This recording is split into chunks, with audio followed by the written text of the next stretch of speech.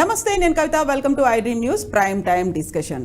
రాముడి గుడికి రాజకీయాలకి సంబంధం ఉందా? ఎన్నికలు రాగానే బీజేపీకి ఎందుకంత నినాదంగా కనిపిస్తోంది రాములోరి గుడి అనేది? గుడి కాదు, కావాల్సింది బడి అనేటువంటి నినాదం ఎందుకని వినిపిస్తోంది? ఓవరాల్గా హిందుత్వం అనగానే బీజేపీ అన్నట్టుగా ఎందుకు రియాక్ట్ అవుతున్నారు? ఇదే ఇవాల్టి ప్రైమ్ టైమ్ డిస్కషన్. మనతో పాటుగా ఉన్నారు కాంగ్రెస్ పార్టీ నుంచి కొనగాల మహేష్ గారు, అలాగే బీఆర్ఎస్ నుంచి దూదిమెట్ల బాలరాజు యాదవ్ గారు, అండ్ బీజేపీ నుంచి శ్రీనివాస్ గారు. నమస్తే అండి. నమస్తే అండి. సో శ్రీనివాస్ గారు, ఫస్ట్ మీతోనే స్టార్ట్ చేద్దాము. ఎలక్షన్స్ అనగానే బీజేపీ హిందుత్వాన్ని, రామనామాన్ని తీసుకొస్తుంది అనేది బలంగా వినిపిస్తుంది. ప్రతిసారి అదే పదే పదే రుజువు అవుతుంది. ఈసారి కూడా ఎన్నికల ముందు ఎజెండాగా అయోధ్య రాములోరి గుడిని ముందుకు తీసుకొచ్చారు. ప్రారంభోత్సవం పేరుతో హడావుడి హంగామా చేస్తున్నారు అనేది. ఇప్పుడు ఇచ్చిన మాటను తప్పకుండా గుడి కడతాము. ఇప్పుడు కాదండి, ఒక దశాబ్దం క్రితమే ఒక పాట రాశారు. బనాయింగే మందిర్ అనేది ఒక పాట ఉన్నది. దానికి సంబంధించి ఇప్పుడు కాదు, ప్రతి ఎజెండా అంటే మాకున్న ఎజెండాలో అది ఒక ఎజెండాగా పెట్టుకున్నాం, చేసినాం. అది తర్వాత మీరు అంటున్నారు అది ముందు తీసుకొచ్చారంటే ముందు తీసుకొచ్చింది ఏం లేదండి. ఆ రోజు మన భద్రాచలం టెంపుల్ ఎట్లయితే రామదాస్ గారు కట్టారో, అభినవ రామదాస్ అయినటువంటి మా నరేంద్ర మోడీ గారు ఈ అయోధ్య టెంపుల్ ని కట్టి చరిత్రాత్మకంగా నిలిచారు. మేము ఇచ్చిన మాట నిలబెట్టుకున్నాం. ఆ రోజైనా ఈ రోజైనా కట్టి తీర్థవన్నం కట్టాం. ఓట్లు వేస్తారా వేయరా అనేది ప్రజలకు వదిలేసినాం. అది దాని గురించి అసలు ఇప్పుడు సమస్య లేదు. కట్టడం అయిపోయింది. ఇక రామ మందిరం కట్టడం అనేది అయిపోయింది. దాని స్టాండ్ తీసుకున్నాం, మాట నిలబెట్టుకున్నాం. ఎందుకు ప్రతిసారి ఎన్నికలకు ముందు ఇలాంటి ఎజెండా వస్తుంది? ఒకసారి సర్జికల్ స్ట్రైక్ వచ్చింది, ఒకసారి కాశ్మీర్. అమ్మా, ఇప్పుడు మాది ఏంటంటే మీటింగ్ ముందు గాని మీటింగ్ తర్వాత గాని ఏ మీటింగ్ లో గాని జై శ్రీరామ్ అనే నిదానంతోనే ముందుకు పోతాం మేము. ఆ నినాదమే మాకు ముందు ఉంటుంది. అయిపోయినాక కూడా జై శ్రీరామ్ అంటాం, ముందు కూడా జై శ్రీరామ్ అంటాం. రామ లక్ష్మణ జానకి జై బోలో హనుమానికి అనేది మా రోజు నినాదం. అది ఎక్కడ ఉన్నా ఉండకపోయినా ఏం చేసినా చేయకపోయినా అది నినాదం. అది అంతే. ఇప్పుడు మీరు అన్నట్టు మేబీ మీడియా చేస్తుంది కావచ్చు, ఆ పాయింట్ మాకు తెలియదు. కానీ మా ఎజెండాలో ఉన్నది కూడా ఫస్ట్ నుంచి కూడా అదే మేము మాటల్లో పెట్టుకున్నాం. సో మహేష్ గారు, దాని రాజకీయ కోణంలో చూడాల్సినటువంటి అవసరం ఏముంది? ఉన్నటువంటి అబ్జెక్షన్స్ ఏంటి అసలు? దివ్యరాముడికి గుడి కడతారంటే నాకు తెలిసి హిందువులే కాదు, ముస్లిమ్స్ కానీ క్రిస్టియన్స్ కూడా ఒక మందిరం కడుతున్నారంటే దాన్ని ఎవరు వ్యతిరేకించే సందర్భం నాకు తెలిసి ఉండదు. దేన్ని వ్యతిరేకిస్తున్నారు? మందిరాన్ని వ్యతిరేకిస్తలేరు. రామ మందిరం నిర్మాణం పేరుతోని మతానికి ఒక రాజకీయ రంగు పులిమే ప్రయత్నం ఏదైతే జరుగుతుందో అది విమర్శలకు దారితీస్తుంది. సో రాముడి గుడి కడతానంటే హిందువుగా పుట్టిన వాళ్ళైనా, ఆ మాటకు వస్తే ఏ మతస్థుడైనా, ఇప్పుడు మనము కాలనీలలో పోతుంటే ఒక పక్క మసీదు ఉంటుంది, ఇంకో 4 ఇండ్లు దాటితే గుడి ఉంటుంది, ఇంకో 4 ఇండ్లు దాటితే చర్చి ఉంటుంది. అట్లని అది కట్టేటప్పుడు మిగతా వాళ్ళు ఎవరైనా అడ్డం వచ్చినా రారు కదా. మనం ఒక కాలనీలో 3-4 మత సాంప్రదాయాలను చూస్తలేమో, దానికి సంబంధించిన ప్రార్థన మందిరాలను, గుడి అయితేనేమి, మసీద్ అయితేనేమి, చర్చ్ అయితేనేమి చూస్తలేమా? అది కట్టేటప్పుడు లోకల్గా ఎవరైనా హిందూస్ లేకుండా చర్చ్ కట్టేటప్పుడు ఆబ్జెక్ట్ చేస్తారా? లేదా ముస్లింలు, మైనార్టీ, క్రిస్టియన్స్ గుడి కట్టేటప్పుడు ఎవరైనా ఆబ్జెక్షన్ చేస్తారా? ఇది కూడా అంతే. దేవునికి ఆగండి, ఒక్క నిమిషం. సో దేవునికి గుడి కడతామంటే ఎవరు ఆబ్జెక్ట్ చేయరు. అది కట్టాలి. అది కూడా అందరూ చందాలేసి కడుతున్నారు, ఎవరికి తోచిన విధంగా వాళ్ళు చందాలేసి కడుతున్నారు. సో ఇంతమంది ప్రజల ఆస్పిరేషన్ ఉన్నటువంటి గుడిని ఎవరు అంటారు? దాన్ని కాకపోతే ఏంటంటే దాన్ని మోడీ గారు వారు ఇందాక చెప్పారు కదా, అప్పుడు రామదాస్ కట్టిండు, ఇవి వద్దంటున్నాము. అభివర్ణించడాలు, ఒక హైప్ క్రియేట్ చేయడాలు. ఎందుకంటే దాన్ని ఇప్పుడు గుడి కట్టడాన్ని కూడా రాజకీయానికి అడ్వాంటేజ్ తీసుకోవాలనుకోవడం అది కుంచిత రాజకీయ స్వభావం కింద పరిగణించాల్సి ఉంటుంది. సో ఏ మతాన్ని అయితే రాజకీయ పరంగా వాడుకునే ప్రయత్నం బీజేపీ చేస్తుందో దానికే విమర్శే తప్ప గుడి కానీ అందరి ఇళ్లలో, ఇప్పుడు మా ఇళ్లలో చూస్తే కెమెరాలు పెట్టి చూస్తే లేవా దేవుళ్ళు లేవా? మేమంతా అంటే గడప దాటే వరకు మేము దేవుడికి ఉన్న భక్తి, ఏ మతానికి సంబంధించిన వాళ్ళైనా వాళ్ళ పూజ గది దాటిన తర్వాత మతాన్ని, గడప దాటే ముందు కులాన్ని వదిలేస్తేనే సమాజం బాగుంటది అని. అంతేగాని అదే ఎజెండా చేసుకొని దాని పేరు మీదనే రాజకీయం చేసే ఆలోచన ఎవరైతే కొంతమంది చేస్తున్నారు ఈ దేశంలో, అది మిగతా వర్గాలకి ఇబ్బందిగా ఉంటుంది. రెండోది మీ రాజకీయ ప్రయోజనాలకు. ఇప్పుడు అన్ని పార్టీలో అందరు ఉన్నారు కదా, బీజేపీలో ముస్లింలు లేరా? ఉంటారు. బీజేపీలో ఎక్కడో దగ్గర కొంతమంది ముస్లింలు ఖచ్చితంగా ఉంటారు. ఉన్నారు. సో వాళ్ళు కూడా ఓకే అంటున్నారు కదా. సో ఎవరు ఆపేవాళ్ళు ఎవరు? కానీ వాళ్ళు ఏంటంటే ఇటు రాముని గుడిని చూపిస్తూ కొంతమందిని బూచిగా చూపించే ప్రయత్నం చేసి దీని మధ్యలో ఒక రాజకీయ అవకాశాన్ని వెతుక్కునే ప్రయత్నం ఏదైతే బీజేపీ చేస్తుందో దాన్ని డెఫినెట్ గా అందరు కండెమ్ చేస్తారు. మీరు చూస్తే గుడి కట్టినము, దేవుడికి కావాల్సినటువంటి పూజా కార్యక్రమాలు అంతా జరుగుతుంది. ఇదంతా ఏంది? ఇది మీకు ఇది పొలిటికలైజ్ అనిపిస్తలేదా? దీన్నే ఆబ్జెక్ట్ చేస్తే మేము ఎవరైనా చేసినా కూడా రామ మందిర్ కట్టండి, దేవుడికి గుడి కడతామంటే ఎవడొద్దు అంటాడు? ఈ దేశంలో 1 కోటి గుళ్ళు ఉన్నాయి, దాంట్లో రామ మందిరం ఇంకా పెద్ద గుడి, అంతే కదండి. దానికి కొంత అయోధ్య అనే ఒక రాముడి జన్మస్థలం అనేది ఉంది, రాముడు దాన్ని పరిపాలించాడు. కట్టి ఇనాగరేట్ చేస్తామంటే అది గుడి కట్టడము శిల్పుల పని, దేవుడికి ప్రాణ ప్రతిష్ఠ చేసి విగ్రహ ప్రతిష్ఠ చేసి దానికి అంతా కూడా యజ్ఞయాగాలు చేసేది అక్కడ ఉన్నటువంటి పురోహితులు ఆచార్యులు వాళ్ళు చేసే పని. దానిలో మోడీ గారికి ఏం పని అంటున్నాను. సో తన హయాంలో జరిగింది కాబట్టి భక్తుడిగా దేవుడి కంటే పెద్దవాడు అను, రామ మందిరం కంటే మోడీ పబ్లిసిటీ చేసుకుంటున్నాడు, అదే ఆబ్జెక్షన్ అంటున్నాను. దేవుణ్ణి అందరికంటే పైనే చూడాలి కదా. ఏ మతంలో ఆ దేవుడైనా కూడా మనందరికంటే సుపీరియర్ గా ఫీల్ అవుతాం కదా, దేవుణ్ణి చూడాలి. ఇక్కడ మోడీని చూపిస్తున్నారు వీళ్ళు. నేను ఏమంటున్నా, ఎవరు రామదాసుకు మోదీ గారికి పోలిక పెట్టే సందర్భం ఎట్లా వస్తుంది చెప్పండి? అవునా? ప్రభుత్వ ఆ రోజు ఏంటంటే ఆయన ఒక ప్రభుత్వ ఇదిగా ఉండి ప్రభుత్వ ఖజానా వాడి గుడి కట్టినారని ఒక ప్రసిద్ధి. ఇప్పుడు చందాలు వేసుకొని కట్టే గుడికి మోడీకి ఏం సంబంధం అంటున్నాను. ఎగ్జాక్ట్లీ. సో మనం శ్రీనివాస్ గారిది వాయిస్ తీసుకుందాం, దీనికి సంబంధించినటువంటి ఆయన రియాక్షన్ ఏంటో చూద్దాం. అయితే బాలరాజు గారు గతంలో అయోధ్య టెంపుల్కి సంబంధించి దాన్ని కడుతున్నప్పుడు కూడా బోల్డ్ అంత విమర్శలు చేసింది బీఆర్ఎస్. ఆ తర్వాత సడన్గా ఏమైనా స్టాండ్ మార్చుకుందా? టువర్డ్స్ బీజేపీయో లేకుంటే టువర్డ్స్ రామ మందిరం అన్నట్టుగా మాట్లాడుతోంది కదా బీఆర్ఎస్ కూడా. ఇప్పుడు హిందుత్వం కానీ మతం కానీ శివలింగం మీద తేలు లెక్క అయిపోయింది. ఓకే, ఇప్పుడు తేలిని దిద్దాం. ఇప్పుడు రాజకీయాల్లో నేను చెప్తున్నానండి, రాజకీయాల్లో ఎప్పుడైనా మతం అనే దాన్ని రాజకీయంగా వాడుకున్నప్పుడు మాత్రమే దీనికి ఇబ్బంది అవుతుంది. ఇలా బీఆర్ఎస్ పార్టీగా మేము కూడా గుడి కట్టామండి. ఇక్కడ కేసీఆర్ గారి నాయకత్వంలో అద్భుతమైన టెంపుల్ని యాదాద్రి నిర్మాణాన్ని నిర్మించాం. సుమారు 1400 కోట్లు పెట్టి కట్టాం. ఎక్కడ కూడా బీఆర్ఎస్ జెండా పెట్టి బీఆర్ఎస్తో మేము ప్రచారం చేసిన సందర్భాలు లేవు అక్కడ, లేకపోతే హడావుడి చేసిన సందర్భాలు లేవు. కానీ ఇవాళ ఏదైతే మోదీ గారే కట్టినట్టు, ఇంతకుముందు మహేష్ చెప్పినట్టు ఇక భక్త రామదాస్ ఆ రోజు గతంలో చరిత్రలో కట్టినారు, ఈరోజు మోదీ కడుతున్నారనే ఎజెండా ఏదైతే ఉందో ఆ ఎజెండాని ఇలా రాజకీయం కోసం ఉపయోగించడమే దాన్ని వ్యతిరేకిస్తూ ఉన్నాం. ఇలా హిందూ అనేది ఒక హిందుత్వం కానీ మతం కానీ ఒక జీవన విధానం, ఒక పార్టీ విధానం కాదంటున్నాను నేను. ఇలా మనం ఆబ్జెక్ట్ చేయాల్సింది అక్కడనే. హిందుత్వమైన మతమైన ఆ కులమైన కుల ఆచారాలైనా కులానికి ఒక ఆచారం ఉంటుంది, ఆ కులానికి ఒక సాంప్రదాయం ఉంటుంది. ఇప్పుడు గిరిజనులకు వెళ్ళండి, వారు పెళ్లి చేసుకునేటప్పుడు వారు పండగ చేసుకునేటప్పుడు వాళ్ళ ఆచారాలు ఉంటాయి. అదే ఊర్లలోకి వెళ్ళినప్పుడు ఒక్కొక్క కులం ఒక ఆచారాన్ని ఆ సాంప్రదాయాన్ని పాటిస్తుంది, ఒక మతం ఆచారాన్ని సాంప్రదాయాన్ని పాటిస్తుంది. కానీ ఇలా ఆ కులము ఆ మతము ఆ వర్గం చేసేటువంటి ఆ ఆచారాన్ని ఆ సాంప్రదాయాన్ని వాళ్ళ సాంప్రదాయంగా చూడాలి తప్ప ఒక పార్టీ విధానం కాకూడదు. ఇలా హిందుత్వం అనేది కూడా మతం అనేది కూడా ఒక జీవన విధానం అని చెప్తున్నటువంటి మనం ఒక పార్టీ విధానంగా మార్చడమే ఇలా ఆబ్జెక్టివ్గా ఉన్నది. రెండో అంశం కూడా నేను చెప్తా ఉన్నాం. ఇప్పుడు ఇలా నేను బొట్టు పెట్టుకున్నాను, నేను హిందువుని కాదా? బీఆర్ఎస్ పార్టీ ఉన్నంత మాత్రం నేను హిందువుని కాకుండా పోతానా? నేను కూడా హిందువునే.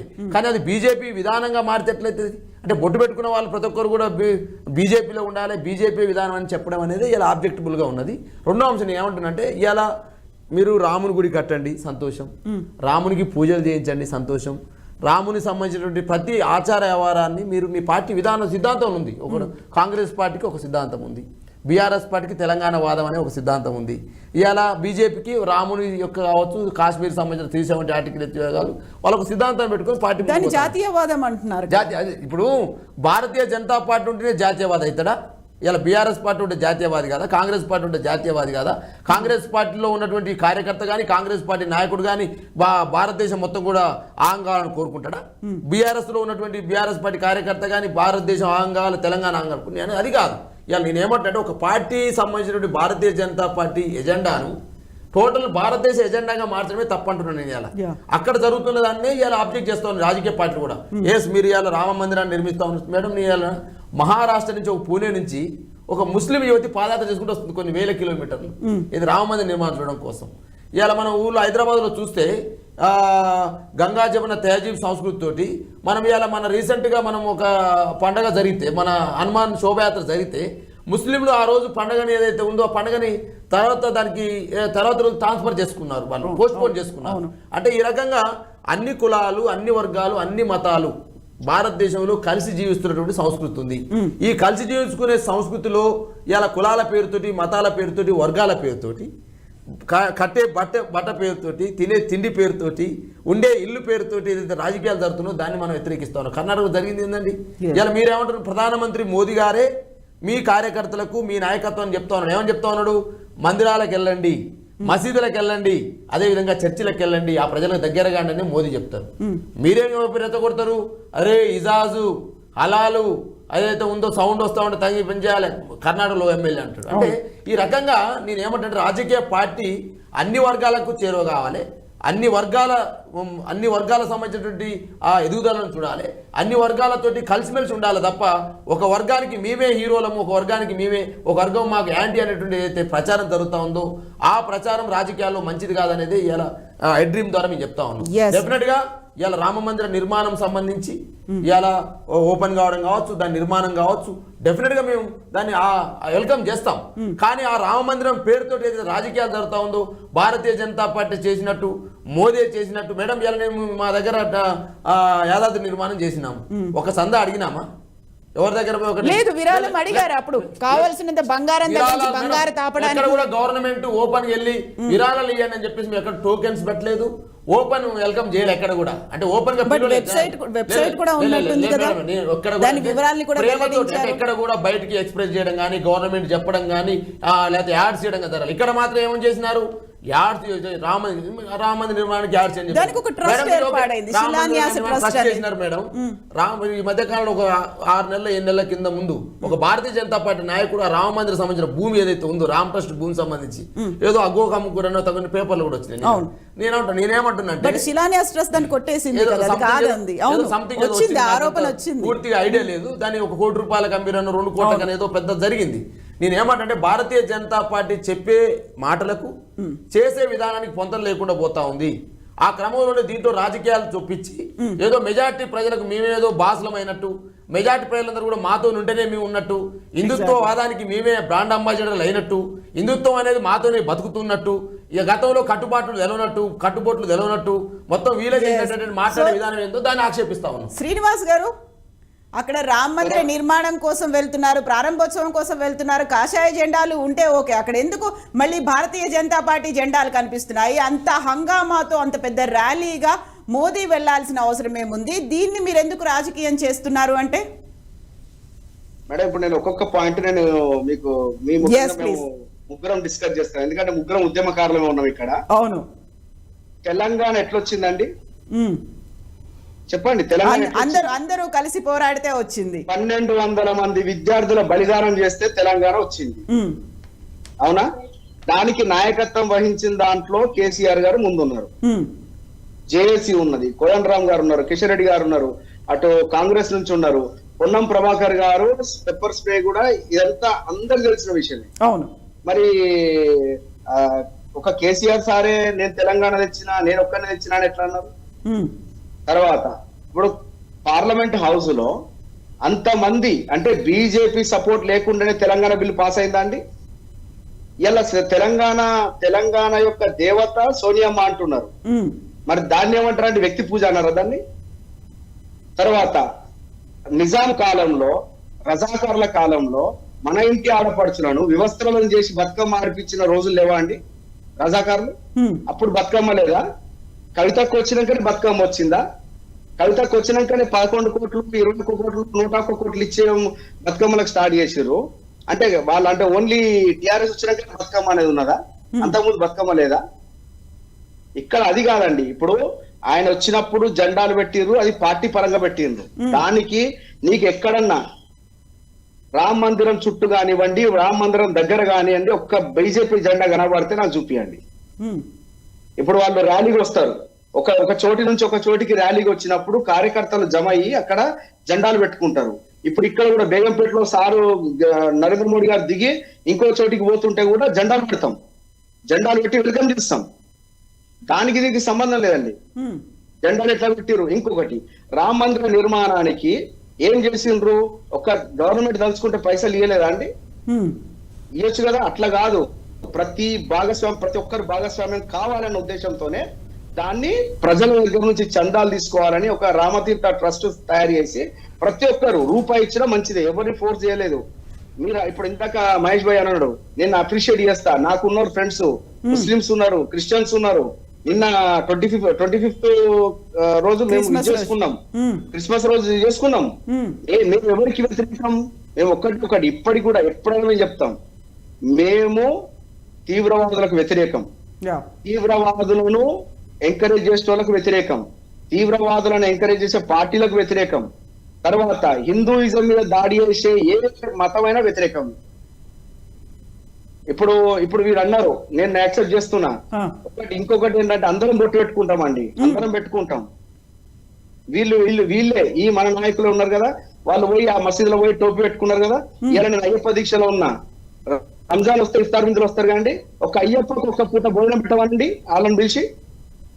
నేను తీసుకుపోతా, ఒక 1000 మంది అయ్యప్పని నేను తీసుకుపోతా, మసీదుల గురించి ఒక రోజు భోజనం పెట్టవానండి. అవుతున్నాయి కదా కొన్ని చోట్ల, అట్లాంటి ఎగ్జాంపుల్స్ కూడా కనిపిస్తున్నాయి కదా. ఇంపాసిబుల్ అండి. అదే చెప్తున్నా, ఒకటో రెండు అవుతాయండి. ఉమ్, ఏంటంటే 98% నాయకులు ఇఫ్తార్ విందులు ఇచ్చినప్పుడు ఉమ్, వాళ్ళు 98% ఎందుకు ఇవ్వరు? ఒకరు ఇద్దరు. నాకు ముస్లిం ఫ్రెండ్స్ ఉన్నారండి. ఇప్పుడు నేను అయ్యప్ప దీక్షలో ఉన్నా. ఇప్పుడు నా ప్రతి పండుగకు మీకు గుర్తుందా అండి, మీ TV9 లోనే అలీ అని ఉండే.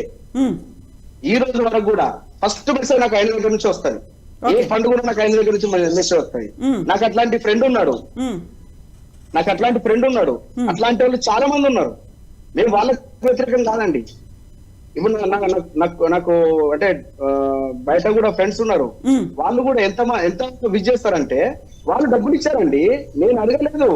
యా. మా దగ్గర రండి, మేము ఇస్తాము, అయితే సో శ్రీనివాస్ గారు ఇక్కడ ఒక అబ్జెక్షన్ కూడా మహేష్ గారు అడిగింది నేను మీకు చెప్పదలుచుకున్నాను. ఇప్పుడు రామదాసు భద్రాచలం అక్కడికి అది ఎలా కంపేర్ చేశారో మోదీని అయోధ్యకి కంపేర్ చేయడం అబ్జెక్షన్బుల్ అనిపించట్లేదా? నేను ఏమంటున్నాను మేడం, ఇప్పుడు తెలంగాణ తల్లి, తెలంగాణ దేవత, తెలంగాణ తల్లి స్టేడియం అని ఎట్లా అంటున్నారు మీరు? ఉమ్, ఇప్పుడు కేసీఆర్ గారు ఏమంటున్నారు? తెలంగాణ జాతిపిత అంటలేరు. మీరు అనుకున్నప్పుడు మేము అనుకోవడం తప్పే ఉన్నది. మీరు అనుకోండి, నరేంద్ర మోడీ గారు నచ్చకపోతే మీరు అనుకోండి, మేము అనుకుంటాం. మహేష్ గారు ఒక నిమిషం కానీ రాజ్యాంగంలో దాన్ని పాస్ చేయలేదు కదా మేమైతే. నేను అనుకోవడం తప్పే ఉన్నది. ఎస్. సో మహేష్ గారు ఏం తప్పు ఉంది అందులో? నేనేమంటానంటే కొన్ని కూలంకుషంగా, ఒకటి, నాడు రామదాసు గనక ఫౌండేషన్ వేసి టెంపుల్ కడితే ఒకవేళ ఆ క్రెడిట్ ఏదైనా పోవాలనుకుంటే ఫౌండేషన్ వేసింది రాజీవ్ గాంధీ గారు. సో ఒకవేళ అట్లా చెప్పాలనుకుంటే రాజీవ్ గాంధీ గారు కూడా ఉన్నారు. మేము ఎప్పుడు కూడా రాజీవ్ గాంధీ గారు మీకైతే గుర్తుండే ఉంటది, మీరు ఇంత చెప్తున్నప్పుడు రాజీవ్ గాంధీ గారు యాజ్ ఎ ప్రైమ్ మినిస్టర్ హోదాలో రామ్ మందిర్ కోసం శిలాన్యాస్ చేసిన విషయం అయితే మీకు గుర్తుండే ఉంటది. తర్వాత అది కోర్టుకు పోయింది, అక్కడ చాలా ఇష్యూస్ ఉన్నాయి కాబట్టి మళ్ళీ అది పెండింగ్ పడిపోయింది. నేనేమంటున్నా, వాళ్ళు అట్లా అనుకుంటే ఒకవేళ ఫౌండేషన్ వచ్చిన వాళ్ళే రామదాస్ అంటే రాజీవ్ గాంధీ రామదాస్ అని మీ నోటి నుంచే చెప్పండి, వినే వాళ్ళకి కూడా ఒక క్లారిటీ వస్తుంది. అంతే. ఎంతసేపు నేను మీరు మాట్లాడారు కదా, వినండి ఒక నిమిషం. తెలంగాణ ఇచ్చిండ్రు కాబట్టి సోనియా గాంధీ, తెలంగాణ కోసం అందరూ పోరాటం చేస్తే తెలంగాణ వస్తే సోనియా గాంధీ ఎట్లా అవుతారని అన్నారు. తెలంగాణ కోసము పోరాటం 1969 నుంచి ఉంది, మలిదేశ ఉద్యమం 96 నుంచి ఉంది, ఆ తర్వాత 2009 నుంచి ఉంది. మీరు 96లో కాకినాడలో ఒక ఓటు 2 రాష్ట్రాలను తీర్మానం చేసి 2000 సంవత్సరంలో ఉత్తరాంచల్, మిగతా జార్ఖండ్, ఛత్తీస్గఢ్ రాష్ట్రాలు ఇచ్చినప్పుడు మీరు ఎందుకు తెలంగాణను మర్చిపోయిండ్రు బీజేపీ? మీరు ఆ రోజు ఇచ్చుంటే మిమ్మల్ని అంటుండ్రు కావచ్చు. మీ హయాంలో ఇచ్చే అవకాశం ఉండి 3 రాష్ట్రాలు ఇచ్చి ఇక్కడ రాష్ట్రం ఇస్తామని మాట ఇచ్చి తప్పినోళ్ళు మీరు. మిమ్మల్ని ఎట్లా తెలంగాణ ప్రజలు ఆదరిస్తారు, గుర్తుపెట్టుకుంటారు? కష్టమైన పక్క రాష్ట్రంలో మేము కోల్పోయినా మా పార్టీ తూడ్చిపెట్టుకుపోయింది, ఆ విషయం మాకు తెలిసి కూడా త్యాగం చేసి ఇచ్చింది కాబట్టి ఆమె త్యాగమూర్తి ఒక తల్లిలాగా నిలబడిపోయింది తెలంగాణ ప్రజల మనసుల్లో. అదే విషయాన్ని చెప్తున్నాం. మోడీ గారు చేసిన త్యాగం ఏంది? శిలాన్యాస్ చేసింది రాజీవ్ గాంధీ గారు. తర్వాత కోర్టు జడ్జిమెంట్ వచ్చింది. కోర్టు జడ్జిమెంట్లో మోడీ గారు ఇప్పించారా court judgement? Supreme court court judgement ఏమైనా మోడీ గారు ఇప్పించారా? మళ్ళీ అదే అంటారు, రాయల ముందు నుంచి కొట్లాడుతారు కదా. కోర్టు తీర్పు ఏమైనా మోడీ గారు రాపిచ్చారని మీరు ఏమైనా ఈ సందర్భంగా చెప్పదలుచుకుంటే మేము కూడా ఎన్లైటన్ అవుతాము. అంతే కదా. కోర్టు ఇచ్చిన తీర్పు వినండి. మోడీ గారిది ఇంట్లో క్రెడిట్ ఏముంది? అయితే శిలాన్యాస చేసిన ఆద్యుడు ఎవరైనా ఉంటే అది రాజీవ్ గాంధీ గారు. క్రెడిట్ పోతే ఆయనకి ఇవ్వాలి. లేదు, ఆ ట్రస్ట్ పోరాటం చేసింది, సుప్రీంకోర్టు తీర్పు ఇచ్చింది, ఇచ్చిన తీర్పుకు అనుగుణంగా ఏర్పాట్లు జరుగుతున్నాయి. దీనిలో మోడీ గారిది భజన ఏంటి? మీరు భజన చేసుకోవచ్చు కాక, నేను అనేది ఏంటంటే ఎంత దాకా పోయింది భజన అంటే రాముడి కంటే ఈయనే గొప్పోడు అనే స్థాయిలో భజన చేసే కార్యక్రమాన్ని బంద్ చేయమంటారు. బయటకు వచ్చింది కదా శ్రీనివాస్ గారు, రాముడు బాలరాముడు పట్టుకొని పోతున్నారట. ఇంతకంటే ఇది ఛాయ్ అమ్మిన లెక్కన ఉంది. ఆయన ఛాయ్ అమ్మింది లేదు, ఈ రోజు రాముని తీసుకుపోయింది లేదు. నేనేమంటున్నా, జనాల్ని రేపు ఇదంతా ఎందుకు, ఇది అంతా ఎందుకు జరుగుతుంది అంటే రేపు పొద్దున రాబోయే ఎన్నికలను దృష్టిలో పెట్టుకొని హిందూ మతస్థుల ఓట్లను పోలరైజ్ చేయాలని ఒక దురాశ వాళ్ళకున్నది. బట్ అంత అమాయకంగా హిందువులు లేరంటున్నాను నేను. ఒకవేళ అట్లనే అనుకుంటే తెలంగాణలో కూడా హిందువులు ఉన్నారు కదా. ఒక ఓల్డ్ సిటీని పక్క పెడితే మిగతా అన్ని పాకెట్స్లో హిందువులు ఉన్నారు. ఎందుకు హిందువులు వాళ్ళని ఆదరించలేదు మొన్నటి ఎలక్షన్లో తెలంగాణలో? సో నేనేమంటున్నా, హిందువులు ఏదో వీళ్ళే చెప్పే మాయ మాటలకు, ఈ గ్రాఫిక్ ఫోటోలకు రాముడు చిన్నపిల్లగాడు లాగుండి మోడీ ఆకాశం అంతుండి చిటికనేలు పట్టుకొని నడిపించకపోతున్నాడట. ఇది ఎంతవరకు హిందువులను వీళ్ళు హిందూ మనోభిప్రాయాలు ఇప్పుడు దెబ్బతినవా? హిందువుల మనోభిప్రాయాలు అసలు దెబ్బతినవా? రాముని కంటే గొప్పోడా మోడీ గారు? రాముని కంటే పెద్ద విగ్రహంలో మోడీ గారిని చూడాలా? రామ మందిరం ఎత్తుతోని మోడీ కటౌట్లు పెడుతుంటే కార్యక్రమేమో రాముడికి కార్యక్రమం చేస్తున్నాం, రాముని ప్రాణప్రతిష్ఠ చేసి మొత్తం యజ్ఞయాగాలన్నీ చేసి ఒక శాస్త్రోక్తంగా హిందువులుగా మనందరం నమ్మే శాస్త్రోక్తంగా అక్కడ పూజలు జరుగుతూ ఉంటే మోడీ గారి కటౌట్లు ఎందుకండి? రాముని కటౌట్లు కదా ఉండాలి. సో ఈ రకంగా ఇది ఏంటంటే మీరు దీన్ని పొలిటికలైజ్ చేసే ఆలోచన ఉంది. దాన్ని మేము వ్యతిరేకిస్తాం. మేమే కాదు, ఏ హిందువు కూడా మోడీ రాముని కంటే గొప్పోడని చూపించే ఒక పిచ్చి ప్రయత్నం ఏదైతే జరుగుతుందో దాన్ని ఏ హిందువు కూడా అర్చించడని చెప్తున్నాను. ఇక భోజనాలు వాళ్ళు పెట్టలే, ఇవన్నీ ఏంటంటే భోజనాలు ఎవరు పెడతారనేది వాళ్ళ ఇంట్రెస్ట్. మేము అప్పుడు భోజనాలు ఇఫ్తార్ అప్పుడు పెట్టిండ్రు, ఇప్పుడు పడి పూజలు అప్పుడు భోజనాలు పెడతలేరా? అయ్యప్ప స్వాములకు భోజనాలు మా మంత్రులు దాదాపు అందరూ అయ్యప్ప స్వాములకు భోజనాలు పెట్టిన వాళ్ళే. మీరు కావాలంటే తీయండి. అంటే మీ మంత్రుల గురించి మాట్లాడలేదు, ఎవరి గురించి మాట్లాడారు? నేను అన్నది ఏంటంటే ఇప్పుడు మనం ఏదైతే మీరు టోపీలు పెట్టుకొని పోతారో వాళ్ళు ఎందుకు పెట్టట్లేదు? వాళ్ళు ఇప్పుడు సేమ్ మీరు ఎంత రెస్పెక్ట్ ఇస్తారో వాళ్ళు ఎందుకంత రెస్పెక్ట్ ఇవ్వట్లేదు అని అడుగుతున్నాను నేను. అది దీనికేం సంబంధం? మీరెవరు అడగడానికి? ఫస్ట్ మీకు ఏమైనా టేకా ఇచ్చిందా? ఫత్వా జారీ అంటే కాదు మీకేమైనా రాసిచ్చిరా? కాంట్రాక్ట్ ఏమైనా ఇచ్చిందా? మీరేం మాట్లాడాలని? మా మతం గురించి మేము మాట్లాడుకుంటాం. మేము కాదా మతస్థులం అంటున్నా. మరి మిగతా ఇప్పుడు బీజేపీలు కాని వాళ్ళందరూ హిందువులు కాదా? ఎట్లా బీజేపీలో సభ్యత్వం లేక మోడీ గారు వెనుక భజన చేయకపోతే వాళ్ళు హిందువులు కాదా? ఎట్లా మీ దృష్టిలో? మీరు చెప్పింది మీకు అర్థమైతలేదు. మీరు అర్థమయ్యేటట్టు చెప్పండి. మీ వెనక నడవకపోతే మీ పాటలకు ట్యూన్స్ కి డాన్స్ చేయకపోతే, మీకు తానా తందాన అనకపోతే, మీకు భజన చేయకపోతే హిందువులు గారా? మిగతా వాళ్ళు ఎవరు? వేరే పార్టీలో ఉన్న వాళ్ళు హిందువులు గారా? నేనేం చెప్తున్నా, హిందువులు బంధువులు అన్నది ఎవరు? అవన్నీ అందరు తెలుసు. అదే అన్నందుకే బండి సంజయ్ గారు గెలిచి ఇంతకు వచ్చింది కదా. వాళ్ళు రియలైజ్ అయి ఉండాలి ఈ పార్టీకి. మాది మేము ప్రమోట్ చేసుకుంటున్నాం, మేము ప్రమోట్ చేసుకోవడం తప్పు లేదు. నీ పార్టీ సిద్ధాంతాన్ని ప్రమోట్ చేయి, కానీ దేవుని పేరును వాడుకొని దేవుని పేరును బజార్లో మార్కెట్ లో పెట్టకంటున్నా. నేను అంటున్నది దేవుని పేరుతో రాజకీయం చేయకు, మిగతా ఏదైనా చేయి. నువ్వు అడుగు, మేము ఉద్యోగాలు ఇస్తాన్నాం ఇయ్యలేదు అయినా మా కోట్లేయండి అని అడుగు. ధరలు స్థిరీకరిస్తామన్నాం, ఈ స్థిరీకరించలేకపోయినా అయినా మా కోట్లేయమని అడుగు. 62 రూపాయలు ఉన్న డాలర్ 83 రూపాయలకు పడిపోయింది, అయినా మా కోట్లేయమని అడుగు. లేదు పెట్రోల్ 67 రూపాయలకు దొరికేది 109 రూపాయలకు అమ్ముతున్నాం, అయినా మా కోట్లేయమని అడుగు. ఒకవేళ ప్రజలు నమ్మి ఓట్లేస్తే 2013 పెట్రోల్ ఓట్లు వేయించుకో. కానీ ఇట్లా దేవుని మందిరం నువ్వు కట్టినావు, దేవుని మందిరం మోడీ కట్టిండా? శ్రీనివాస్ గారు ఇక్కడ కీలకంగా హిందుత్వం అంటే బీజేపీ అంటే హిందుత్వం అనేటువంటి వాదంతో పాటుగా అది ఎవరిచ్చింది మేమందరం హిందువులం కాదా? ఇట్లా మైనారిటీ మోర్చా కూడా ఉంది మా దగ్గర, బీజేపీలో మైనారిటీ మోర్చా కూడా, అందులో వాళ్ళు కూడా భాగస్వాములే. మేము ఇందాక చెప్పిన మేము ఎవరైతే మా మతానికి వ్యతిరేకమో వాళ్ళకి వ్యతిరేకం, ఎవరైతే ఉగ్రవాదులకు వాళ్ళకి వ్యతిరేకం. అయితే ఇక దేవుని మందిరం సందర్భంగా మేము వాళ్ళకి వ్యతిరేకం వీళ్ళకి అందరిని వాళ్ళని కూడా రమ్మని ఆహ్వానించు. అది హిందుత్వం అంటే సమైక్య ఏమంటారు, ఒక సమాజికంలో ఉన్న అందరము సమైక్య భావం అనే ఒక దీన్ని దాని ఎగ్జాక్ట్ ఆ వర్డ్ నాకు ఎగ్జాక్ట్ చెప్పలేదు. లౌకికవాదం వేరు, మళ్ళీ అందరూ సమానం అనేది. బట్ హిందువులో కూడా ఇది సమైక్య జీవనం అంటారు. కుటుంబము సమైక్య జీవనం అంటారు. మీరు వాళ్ళందరినీ ఆహ్వానించేది పోయి వాళ్ళు మాకొద్దు వీళ్ళు మాకొద్దు వాళ్ళను శత్రువులుగా చూపించి ఇటు ఓటు బ్యాంక్ పోలరైజ్ చేసుకునే ఈ రాజకీయాలు దిగజారుడు రాజకీయాలు కాబట్టి ఇంకేం చెప్పండి. మీకు ఒకటి అర్థమైతలేదు, మేము ఎవ్వరిని వద్దలేదు, మేము ఒకటి చెప్పినాం. మీ ఇప్పుడు ఎవరైనా భయ్యా మీరున్నారు, మీ ఇంట్లో గాని నా ఇంట్లో గాని మనకు ప్రాబ్లం వచ్చే వరకు మనం ఎవరిని జోలికి పోము. మనకు ప్రాబ్లం వచ్చిన రోజు మనం సో ఇప్పుడు ప్రాబ్లం ఎవరి దగ్గర నుంచి వస్తుంది అనుకుంటున్నారు మీరు? ఎక్కడ నుండి మీకు తెలియదండి. అది మీకు ప్రాబ్లం అది మోడీ గారు దిగిపోయే రోజు వచ్చింది కాబట్టి ఇప్పుడు మళ్ళా ఇది కొత్త నాటకం. ఇది రాసి పెట్టుకోండి. ఈ రోజు మన డిబేట్ మళ్ళా తర్వాత పార్లమెంట్ ఎలక్షన్ల తర్వాత ఇంతకన్నా పెద్ద మెజారిటీతో నరేంద్ర మోడీ ప్రభుత్వం రాకపోతే మళ్ళీ ఇదే మీటింగ్ ఇది ముగ్గురు నరేంద్ర మోడీ ప్రభుత్వం చేసిన 10 ఏళ్ళు చేసిన అభివృద్ధి మీదనో సంక్షేమం మీదనో చేసిన పరిపాలన మీదనో ఓట్లు అడగాలి. దేవుణ్ణి ముంగట పెట్టి వెనకాల ఓట్ల కోసం దేవుణ్ణి ముందుకు తీసుకొచ్చి ప్రచారం చేయొద్దని చెప్తున్నాము మేము. అసలు మీరు అన్నారు కదా జనవరి 22 తర్వాత ఎలక్షన్ల ప్రచారానికి పోయేటప్పుడు ఇది గనక మా ఎజెండాలో ముందు ఉంటే మీరు అప్పుడు మన అడగండి. ఇప్పుడు కాదు అడిగేది, ప్రచారం మస్తు జరుగుతుంది. ఇప్పుడు మేము ఇప్పుడు ఇక్కడ కూడా మీరు జరిగింది యాదగిరి టెంపుల్ ను డెవలప్ చేసారు, మేము దాన్ని వ్యతిరేకించినాం ఏమన్నా? ఎన్నికల ప్రచారంలో ఇది ప్రతిసారి పదే వస్తుంది కదా. అయోధ్య తర్వాత కాశీ మధుర బాకీ హై అనేటువంటి ఒక నినాదం కూడా ఉంటుంది కదా. అయోధ్యను సాధించాము, మేము పునర్నిర్మించాము, నెక్స్ట్ కాశీ మధుర అనే మా దృష్టి ఇంకా వాటి మీదే ఫోకస్ ఉంటుంది అని చెప్పేవాళ్ళు కదా. ఒక్కటి కాదు మేడం, కాశీ మధుర అని కాదు, నేను చెప్తా రాసుకోండి.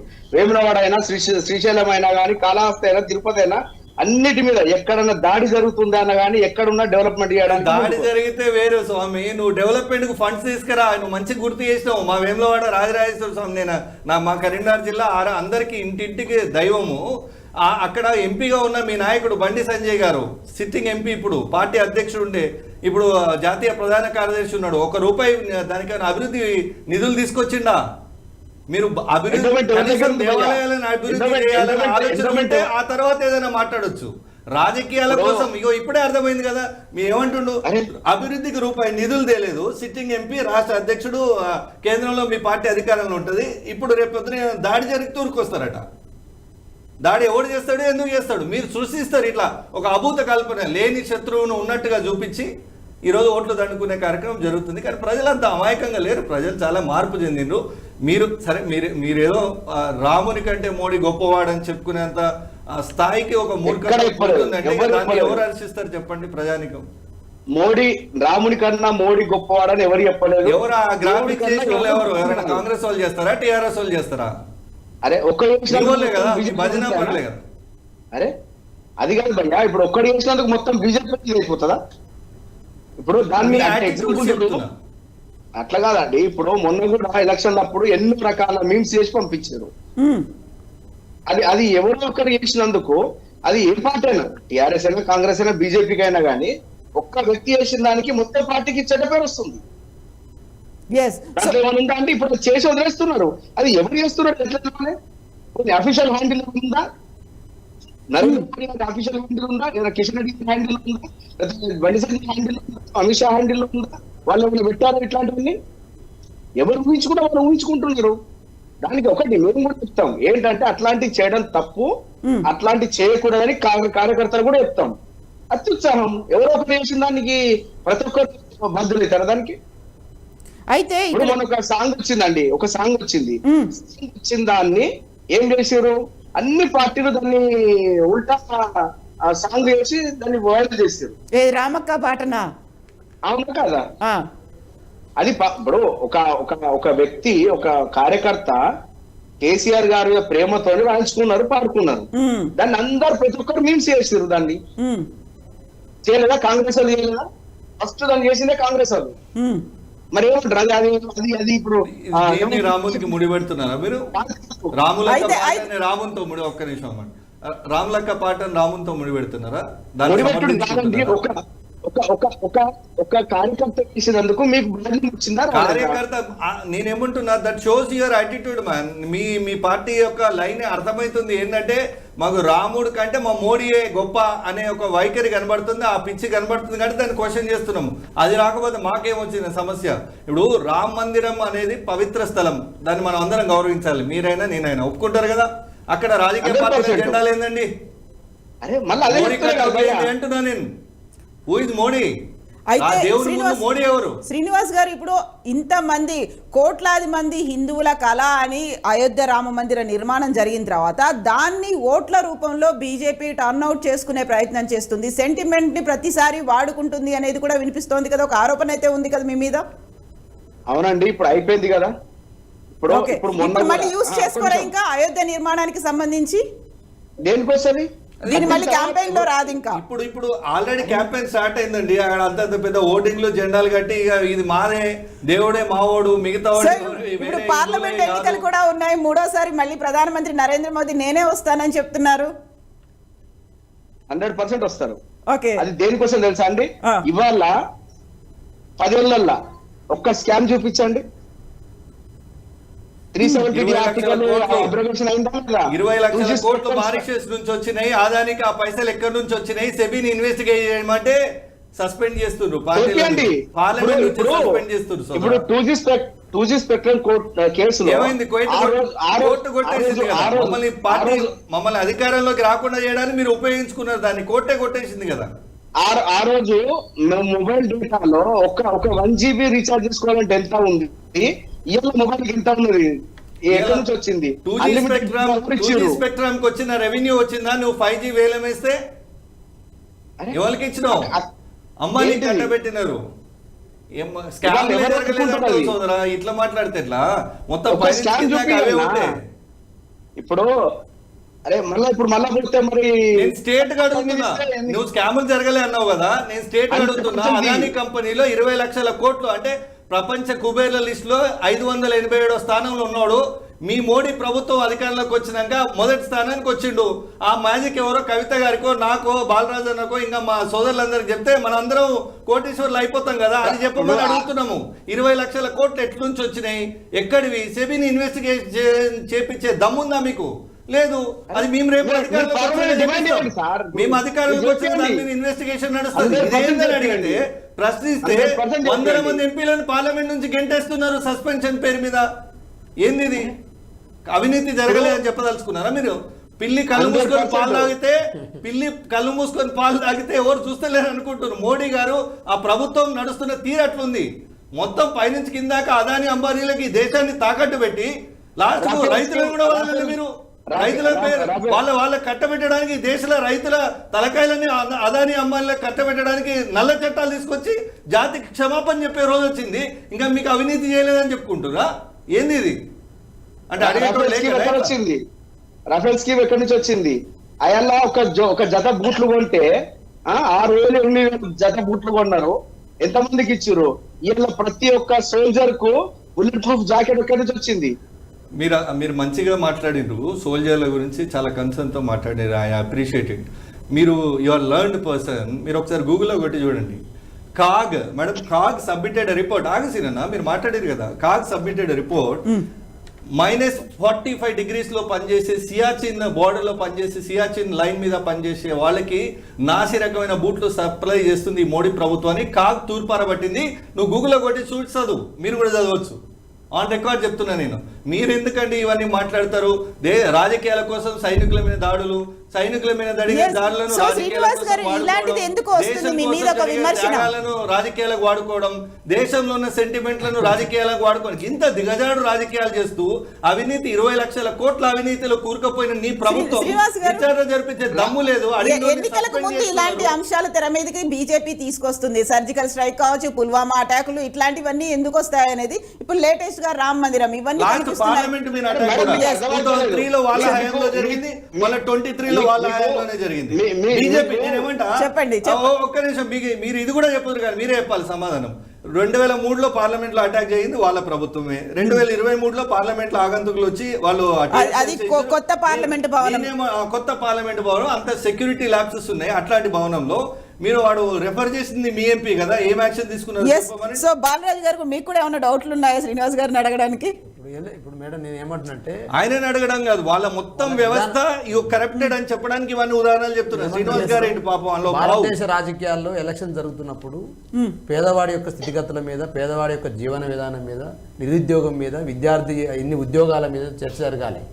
కానీ ఇలా హిందుత్వం మీద, అదేవిధంగా 370 ఆర్టికల్ మీద, అంటే ప్రతిసారి చూడండి మీరు, ఇప్పుడే కాదు, కార్గిల్ యుద్ధంతో ఒక ఎలక్షన్ గెలిచినారు, పుల్వామా దాడులతో ఒక ఎలక్షన్ గెలిచినారు, రఫేల్ యుద్ధ విమానాల్లో జరిగిందని చెప్పి దాంతో జరుగుతున్నారు. ఇవాళ రేపు రామ మందిరం పెడితే ఒక ఎలక్షన్ గెలవాలని చూస్తూ ఉన్నారు. అంటే రామ మందిర నిర్మాణం అనేది ఆ దేశంలో ఉన్నటువంటి ఒక భావజాలానికి అనుకూలంగా జరుగుతున్నటువంటి మందిర నిర్మాణమే తప్ప ఈ దేశంలో నిరుద్యోగం ఏమన్నా నివారించిరా భారతీయ జనతా పార్టీ మాట్లాడమని చెప్పండి. ఈ దేశంలో అండర్ ఇండెక్స్ చూస్తే మేడం 116 దేశాలు ప్రపంచవ్యాప్తంగా నివేదిక ఇస్తే 116 దేశాల్లో అండర్ ఇండెక్స్ లో భారతదేశం యొక్క స్థానం 101వ స్థానం అండి. అంగర్ ఇండెక్స్ లో అంటే ఆకలి సూచికలో మన యొక్క స్థానము 101 స్థానం, 116 దేశాలు పోటీ పడితే మరి ఆకలి సూచికలో ఉన్నటువంటి భారతదేశం యొక్క ఈ ఆకలి సూచికను చూసి మీరు ఎలక్షన్లో ఓట్లు అడుగుతారా? లేకపోతే 2 కోట్ల ఉద్యోగాల సంవత్సరానికి ఇస్తాం ఏలేకపోయిన ఓట్లు అడుగుతారా? లేదు పేదవాడు ఎట్లన్నా చావని, పేదవాడు ఎట చచ్చినా ఏం లేదు, రైతులు ఎట చచ్చిపోయినా లేదు, 3 నల్ల చట్టాలు తీసుకొస్తాం, మేము అమలు చేస్తామని చెప్పేసి మీకు కర్రు కాల్చి వాత పెడతానంటే మరి క్షమాపణ పేరుతోటి మేము ఓట్లాడుతామని వస్తారా? లేకపోతే ఈ దేశంలో ఉన్నటువంటి 2 కోట్ల ఉద్యోగాలు ఇవ్వలేకపోయినాం, అదేవిధంగా నల్లధనాన్ని తీసుకొస్తామని చెప్పినాం, ఆ నల్లధనాన్ని 15 లక్షల రూపాయల అకౌంట్లో వేయలేకమని చెప్పేసి ఓట్లాడుతారు మీరు చెప్పండి. అదేవిధంగా మేడం ఇంకోటి పేదవాడికి ఇచ్చేటువంటి ఏదైతే పథకాలను ఉచితాలని చెప్పేసి, రేవడీలని చెప్పేసి వాళ్ళని పేదవాడిని నువ్వు పేదవాడిని అవహేళన చేసి ఇవాళ ఎవరైతే ఉన్నత శ్రీమంతులు ఎవరైతే ఉన్నారో, చోక్సి ఎక్కడ ఉన్నారో మనకు తెలుసు, భారతదేశ ప్రజా సమాజం చూస్తూ ఉంది, విజయమాలి ఎక్కడ నివసిస్తున్నారో భారతదేశ సమాజం చూస్తూ ఉంది. ఇవాళ 12 లక్షల కోట్ల రూపాయలు ఉన్నత వర్గాలకు మాఫీ చేసినాం కాబట్టి మా భారతీయ జనతా పార్టీ ఓటేం చెప్తారా? ఇవాళ కర్ణాటక ఎలక్షన్ జరిగేటప్పుడు మీరు తినే తిండి మీద, కట్టే బట్ట మీద ఆంక్షలు పెట్టి ఆ ఆంక్షలకి అనుకూలంగా ఉన్నోలే భారతదేశం ఉండాలి, అటువంటి రాజకీయాలకు మీ భారతీయ జనతా పార్టీ మాకు ఓటేయమని చెప్పి మీరు అడుగుతారా? మేము లేదు రైతులు ఎవరైతే ఆందోళన చేస్తా ఉన్నారో 700 రోజులు అండి, 700 రోజులు సంవత్సరం పాటు ఆందోళన చేస్తే 700 మంది రైతులు చచ్చిపోయారు. చచ్చిపోతున్నప్పటికీ ఉత్తరప్రదేశ్లో అజయ్ మిశ్రా అనే మీ కేంద్ర మంత్రి ఒక రైతు మీ కాళ్ళ మీద తీసుకెళ్లి కాళ్ళు ఎరగొట్టినాం, మేము గట్టినే పరిపాలన చేస్తామని ఓట్లాడుతారు చెప్పండి. మేడం నేను ఏమంటున్నానంటే, మేడం ఎలక్షన్లు వచ్చినంటే 370 గుర్తు కాదు, ఎలక్షన్లు వచ్చినాయంటే రామ మందిరం గుర్తు కాదు, ఎలక్షన్లు వచ్చినంటే జాతీయవాదం పేరుతో హిందుత్వం గుర్తు కాదు. ఎలక్షన్లు వచ్చినాయంటే భారతదేశంలో ఉన్నటువంటి పౌర సమాజం యొక్క స్థితిగతులు ఏం మారాయో భారతీయ జనతా పార్టీ ఆ ఎజెండాతో ముందుకు పోతే మేము వెల్కమ్ చేస్తాం. కానీ రాజకీయాల పేరు ఎందుకంటే ఈ కార్గిల్ యుద్ధంతో ఎలక్షన్, పుల్వామా దాడితో ఎలక్షన్, రేపు రామ మందిరంతో ఎలక్షన్ గెలిచి మేము గెలిచినంటే ప్రజల మనసు గెలవలే, మీరు ప్రజల మనసు గెలిచిన అనుకుంటే శ్రీనివాస్ తప్పది. ప్రజల మనసు గెలవకపోతేనే కాషాయ జెండా కట్టుకున్న ప్రతి ఒక్కరు కూడా ఏదో ఒక సజెషన్ ఇస్తున్నారు. మూడోసారి గెలిచి అంటే మీరు సర్టిఫై చేస్తారు. ఈ మధ్య కాలంలో మీ నాయకుల వాయిస్ కూడా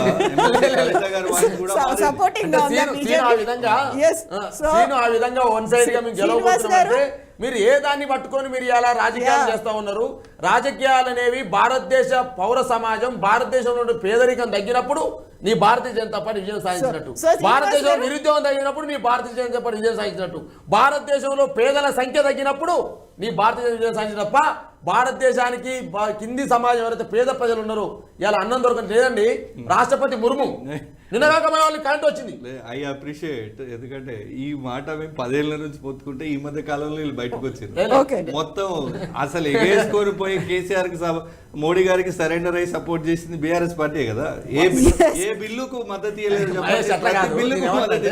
no we welcome it. But నేనేమంటున్నా, మొన్నటి ఎలక్షన్ లా కాకుండా అట్లీస్ట్ పార్లమెంట్ ఎలక్షన్ తనకు కూడా బీజేపీ అంటే కోపం కాదు, హిందుత్వానికి బీజేపీ ఓన్ చేసుకుంటుంది అన్నదే కావచ్చు ఆవేశం. దానికి మా కేసీఆర్ గారి కంటే పెద్ద హిందూ ఎవరు అండి? నాకు తెలిసి తెలంగాణలో కేసీఆర్ గారి కంటే యాగాలు నిర్వహించే కావచ్చు. మీకు ఇంకో మాట చెప్తాను. మీకు ఇంకో మాట చెప్తాను. కరెక్ట్ గా ఆ క్యాంపెయిన్ కి వెళ్ళేటప్పుడు రేవంత్ రెడ్డి గోపూజ చేసి వెళ్లారు. ఆ తర్వాత చండీ హోమం అనేది ఇంట్లో కూడా జరిగింది. అలా అనుకుంటే రేవంత్ రెడ్డి మన హిందూ కాదంటామా? ఆ టైంలో కరెక్ట్ గా క్యాంపెయినింగ్ టైంలోనే వెళ్ళారు. కవిత గారు నేను ఏమంటున్నంటే, ఇవాళ కేసీఆర్ గారైనా ఇంకే పర్సన్ అయినా వాళ్ళ యొక్క జీవన విధానంలో భాగంగా పూజలు కావచ్చు, దేవుని పూజలు కావచ్చు, వాస్తు నమ్మువాడు కావచ్చు, అదే రకాల సాంప్రదాయాలు నమ్మడం ఎంతో ఒక భాగం. కానీ ఈ సాంప్రదాయ క్రమ పద్ధతిని ఏదైతుందో మా పార్టీ విధానం, ఆ విధానాన్ని మేమే తీసుకొచ్చినాం, బొట్టు పెట్టడం మేమే నేర్పించినాం, పూజలు నేర్పించడం మేమే నేర్పించినాం, దేవుడు అనే వాడిని పరిచయం చేసిందే భారతదేశానికి మేమని భారతీయ జనతా పార్టీ అని చెప్పడమే ఇలా బాధని. సో శ్రీనివాస్ గారు, మనకి బోల్డ్ అన్ని ఇష్యూస్ ఉన్నాయి, వాటన్నిటినీ కాదని కేవలం గుడి పేరుతో జరుగుతున్నటువంటి ఈ రాజకీయాలు, ఒక సెంటిమెంట్ పేరుతో ఓట్లు దండుకునేటువంటి ఒక పద్ధతి అనేది ఉంది కదా, దాన్ని మేము వ్యతిరేకిస్తున్నాము అనే మాట.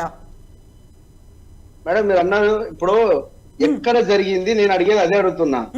మేము ఏదైతే ఎజెండాలో ఈ రోజు కాదు, అద్వానీ గారే చేశారు, అద్వానీ గారు యాత్ర చేశారు. అవును, డే 1 నుంచి కూడా రామ మందిర నిర్మాణం, ఇది వెరీ అన్ఫార్చునేట్ కదా. అంటే మీకు అనిపిస్తలేదా అంటే రామ మందిర నిర్మాణం లైట్ డీవియేషన్ అద్వానీ గారిని మీరు రావద్దండి ఇక్కడ ఎవరు చెప్పలేదు, అద్వానీ గారిని మీరు రాకపోవడం మంచిదని ఆహ్వానం పంపడం కరెక్ట్ అంటే అట్లా మీరు వద్దు అని మొహం మీద ఒక లెటర్ పంపడం ఎవరు చెప్పలేదు. వాడుకోవడానికి అద్వానీ మొదలు పెట్టిన కార్యక్రమం అంటుండ్రు.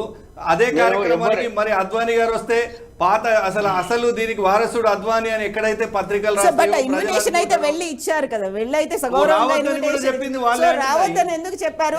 దీంతో మోడీ గారు ఎక్కడ తగ్గుతారు అని. ఇప్పుడు మోడీ గారికి ఈ అంశానికి అసలు సంబంధం లేదు చెప్పాలంటే.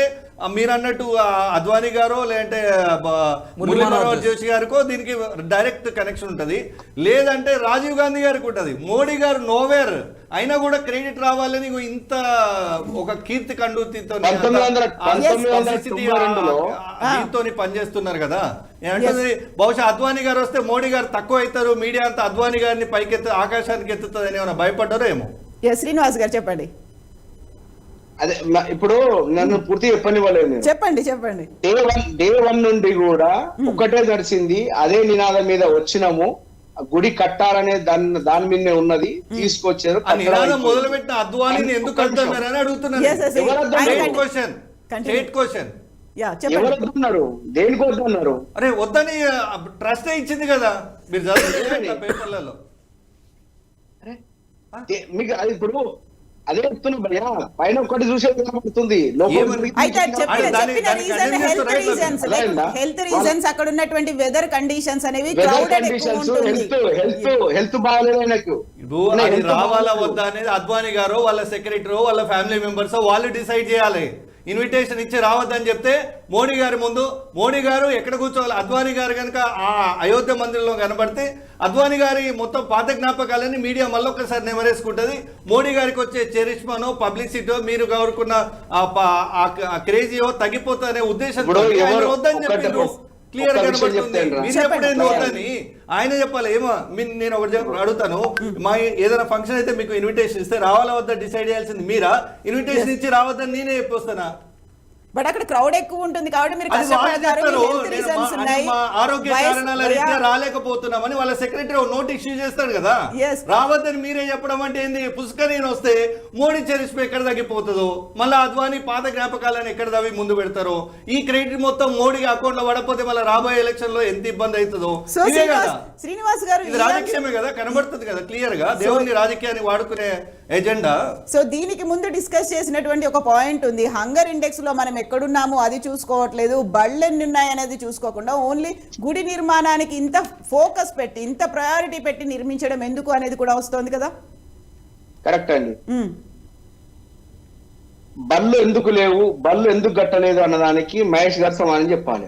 10 ఏళ్ళు మీరు అధికారంలో ఉంటారు, ఇప్పుడు నేను సమాధానం 62 అధికారంలో ఉన్నటువంటి కాంగ్రెస్ గుండు సూది కూడా ప్రొడ్యూస్ చేయలేని, ఉత్పత్తి చేయలేని స్థితి నుంచి అత్యంత ఆర్థిక శక్తివంతమైన దేశంగా తీసుకొచ్చినాము. ఆ క్రమంలో అన్ని చేసుకుంటూ వచ్చినాము. మీరు 10 ఏళ్లలో నువ్వు చేసిన గణకీర్తి చెప్పు స్వామి. మళ్ళీ నువ్వు మహేష్ గారు చెప్పాలంటే 60 ఏళ్ల చరిత్ర చెప్పాలి. ఇప్పుడు నేను అదే 60 ఏళ్ల చరిత్రలో ఐఐఎంలు పెట్టినాం చెప్తా అది కూడా వినండి. ఐఐఎంలు పెట్టినాం, ఐఐటీలు పెట్టినాం, యూనివర్సిటీలు పెట్టినాం, విద్యను ప్రమోట్ చేసినాము. నేను చెప్తున్నా కదా, ఐఐఎంలు అయితే మీరు పెట్టింది కాదు కదా. 69లో ఐఐఎంలు ప్రారంభించాలంటే ఒక నాయకుడికి ఎంత దూరదృష్టి ఉండాలనో ఆ నాయకుడు మా నాయకుడు మేము గర్వంగా చెప్పుకుంటాం, నెహ్రూ గారు. ఈ రోజు నువ్వు చెప్పింది ఏదో నువ్వు చేసింది ఏదో చెప్పు కదా. అదే చెప్తున్నా, నన్ను చెప్పు. ఐఐటి ఎన్ని పెట్టారు మీరు అరవై ఏది లిస్ట్ తీయమంటారా? ఐఐటీలో ఐఐఎంలు ఎన్ని వచ్చాయో లిస్ట్ చూపించాలి. కొత్తగా ఏమన్నా ఈ రాష్ట్రానికి ఒక యూనివర్సిటీ ఇచ్చిరా చెప్పు నాకు ఒకసారి. విభజన తీర్మానంలో పెట్టింది మళ్ళీ మేమే హార్టికల్చర్ యూనివర్సిటీ, గిరిజన యూనివర్సిటీ. ఇన్ని రోజులైనా ల్యాండ్ అలొకేట్ చేస్తే తెలంగాణ రాష్ట్రానికి గిరిజన యూనివర్సిటీ దిగిపోయే ముందు అప్రూవ్ చేస్తావా? 10 ఏళ్ళు ఏం చేసినావు? ఎవరు ల్యాండ్ ఎక్కడ ఇచ్చారు? అదే రాష్ట్ర కేంద్ర ప్రభుత్వాల యొక్క చిత్తశుద్ధి కొరవడిందని చెప్తున్నాము. అది కూడా మేము విభజన చట్టంలో పెట్టినాం కాబట్టి మీరు ఇలా అమలు చేయాలని ఎంతో కొంత సోయి వచ్చింది అంటున్నా నేను. సో విద్య గురించి మేము చేసిన, నువ్వు ఏ ఊరికైనా మేము కట్టని బడి ఉంటే ఆ ఊళ్ళో మేము ఓట్లాడగాం.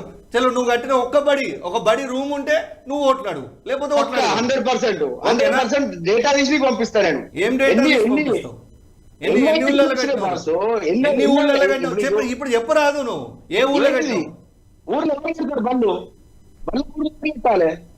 అయితే శ్రీనివాస్ గారు ఇప్పుడు మీరు చూడండి విచిత్రము. బడులు ఎందుకు లేవో మేము చెప్పాలట. మేము కట్టని ఊరేమన్నా, మేము బడి కట్టని ఊరేమన్నా ఉంటే ఓ మాట నీకు తెలిసిన ఊరు పేరు చెప్పు. ఎస్ శ్రీనివాస్ గారు, ఇప్పుడు రామ మందిర నిర్మాణం అయిపోయింది. దానికి అత్యంత వైభవంగా ప్రారంభోత్సవం ఇవన్నీ జరుగుతున్నాయి. దీన్ని ఎన్నికల ఎజెండాలో అసలు వాడుకోదా బీజేపీ ఫర్దర్ గా? నేను ఏం చెప్తున్నా మేడం, మా మేనిఫెస్టోలో పెడతారా మళ్ళీగా? దాన్ని కట్టిదాం మళ్ళీ మాకు ఓట్లాడని పెడతారా ఎవరన్నా? చెప్పు, పెడతారా దాన్ని? బట్ ఇది మేము సాధించిన విజయం అని చెప్పుకుంటారు కదా. అరే సాధించుకున్న విజయాలు చెప్పుకోరాదా? ఏం సాధించినారు? అరే కోర్టు తీర్పు నువ్వు ఇయ్యలేదు, చందాలు వేసుకొని కట్టినాము, శిలాన్యాస రాజీవ్ గాంధీ చేసిండ్రు. నీ రోల్ ఏంది? మీ నాయకుడు పాత్ర ఏందో చెప్పు నాకు. అది కట్టడానికి దానికి ఎవరి హయాంలో కట్టిరు? అది ఎవరి హయాంలో కట్టి? ఇప్పుడు అశోకుడు చెట్లు నాటించున్నాడు. ఎవరి హయాంలో డప్పులు వేసుకుంటారా? అదే ఒక్క నిమిషం అండి. అశోకుడు చెట్లు నాటించిన అన్నాడు. చెట్లు పోయి రోడ్డు పంపే నాటిండా? నాటినప్పుడు కూలీరు, తెచ్చినప్పుడు కూలీరు, నాటిండేవారు. మరి సో కోట్లాది మంది హిందువులు ఎదురు చూసింది. ఇదిగో ఇక్కడ నేను ఇంకోటి చెప్తాను, మీరు అంటే ఇంట్రెస్టింగ్ కాబట్టి ఇది కనెక్టింగ్, ఆయన చెప్పేదాన్ని కనెక్టింగ్ అని చెప్తున్నా. ఇక్కడ మన శివారు ప్రాంతంలో ముచ్చింతల్లో సమతా విగ్రహాన్ని కట్టినారు కదా ఆచార్య స్వాముల వారిది. సో దాని స్టాచ్యూ ఆఫ్ ఈక్వాలిటీ రామానుజాచార్య వారి 1000 years బర్త్ సెలబ్రేషన్ లో భాగంగా కట్టిండ్రు. అది కట్టింది ఇక్కడ ఏది ముచ్చింతల్లో. ల్యాండ్ ఇచ్చింది ఒక భక్తుడు, R GR trust the land.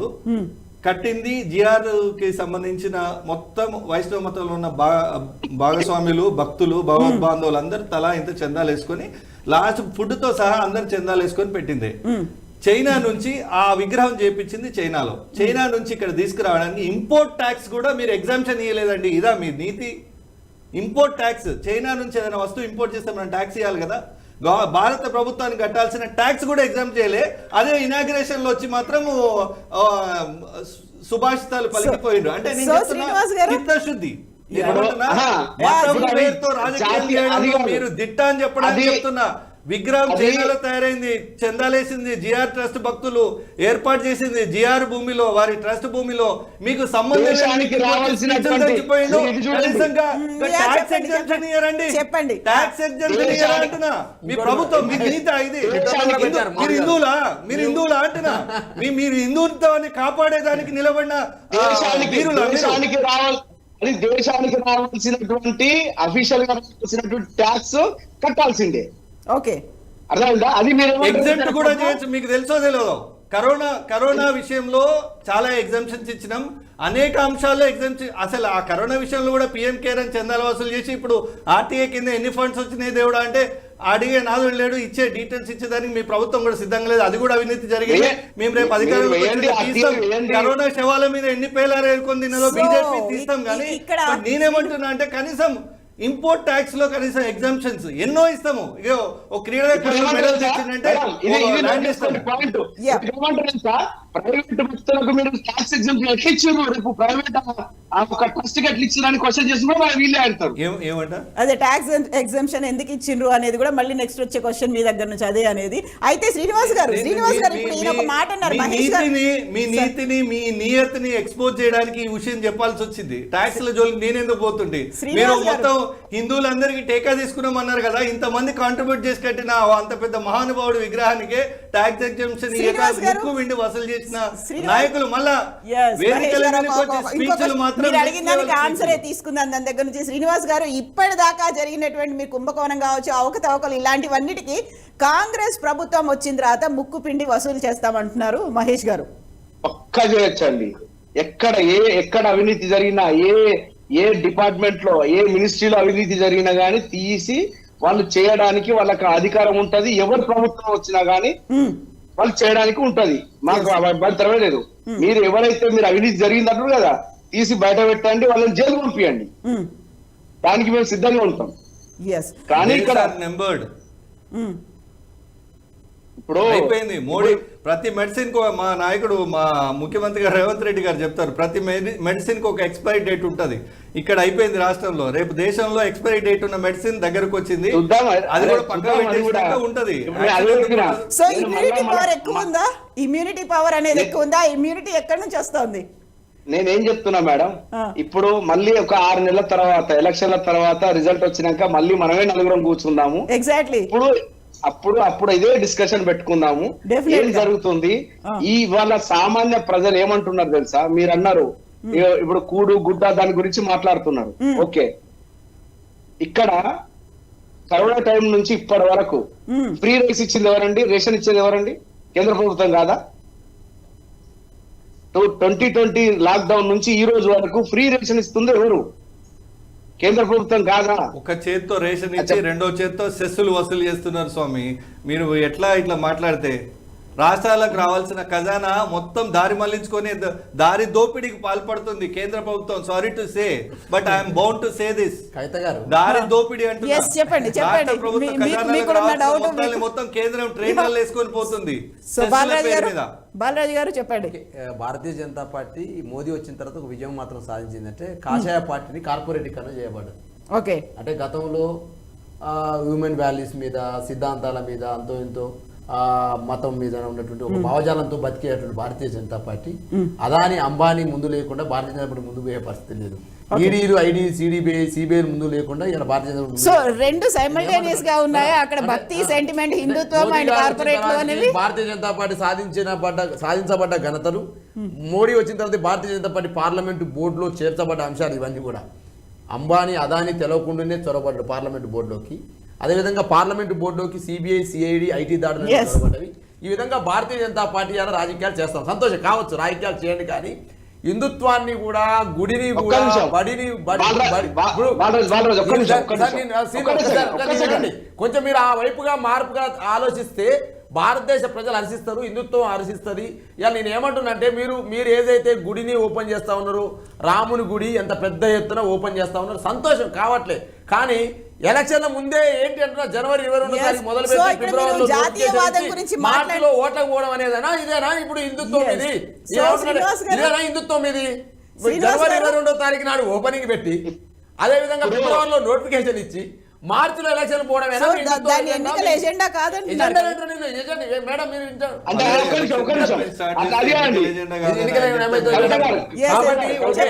చెప్పండి.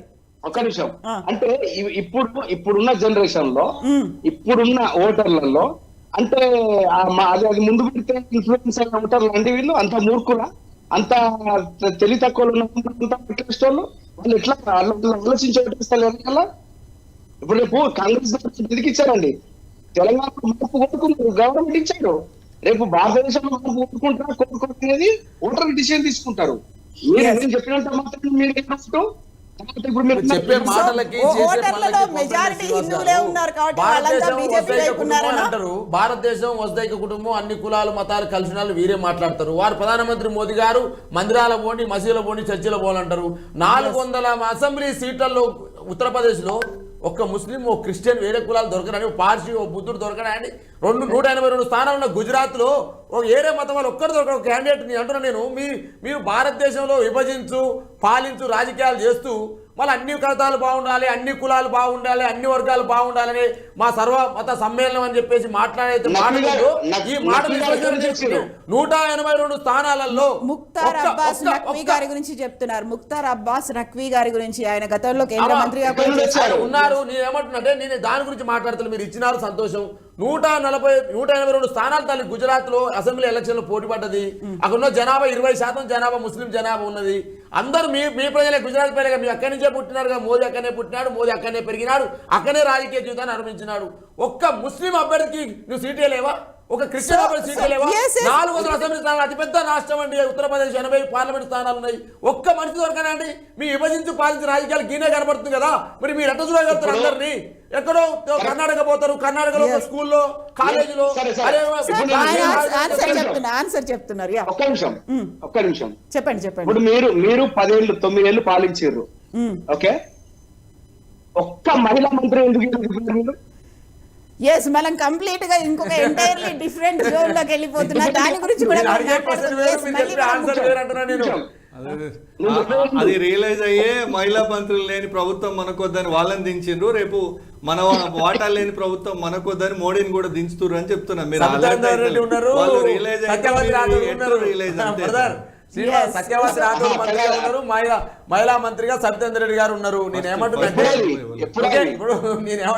దాంట్లో లేకుండా రాజకీయాలు ఇప్పుడు ఒక రాష్ట్రం కూర్పు అనేది ముఖ్యమంత్రి గారు ముఖ్యమంత్రి సంబంధించిన ఆలోచన విధానంతో ఏర్పడి తప్ప రాష్ట్ర ప్రజలు మ్యాండేట్ ఎక్కడ నిలబడతారు? ఎందుకు ఇవ్వలేదు అని అంటే ఆ కాన్స్టిట్యుయెన్సీ నుంచి వచ్చి అడిగిన వ్యక్తి ఉండాలి కదా.